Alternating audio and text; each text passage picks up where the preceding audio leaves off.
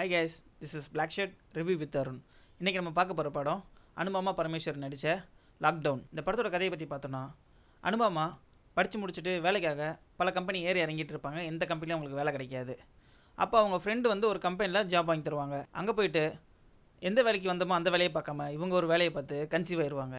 சரி, அபார்ட் பண்ணிடலாம் அப்படின்னு ட்ரை பண்ணிகிட்டு இருக்கும்போது கரெக்டாக கொரோனா வந்து லாக்டவுன் போட்டுருவாங்க. லாக்டவுன் போட்டோன்னே வீட்டுக்குள்ளேயே இருப்பாங்க. வெளியே எங்கேயும் போக முடியாத ஒரு சுச்சுவேஷன் ஆயிரும்.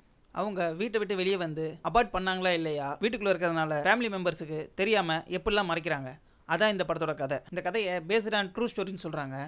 கொரோனா காலத்தில் எவ்வளோ கதை இருக்குது, அதெல்லாம் விட்டுட்டு இந்த கதையை இவங்க சூஸ் பண்ணியிருக்காங்க. சரி, இந்த கதையை நல்லா கிறிஸ்பாக சொல்லுவாங்கன்னு பார்த்தா இதை டிவி சீரியல் மாதிரி வளவலன்னு இழுத்துக்கிட்டு இருக்காங்க. இந்த கதையை ஏதோ ஓடிடிக்காக தான் பண்ணியிருப்பாங்க போல இருக்குது.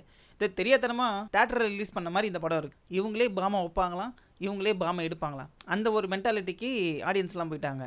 நீங்களாக போனீங்க, அந்த ஆஃபீஸில் ஜாலியாக இருந்தீங்க, என்ஜாய் பண்ணீங்க, கன்சீவ் ஆகிட்டு இப்போ தவிச்சிட்டு இருக்கீங்க.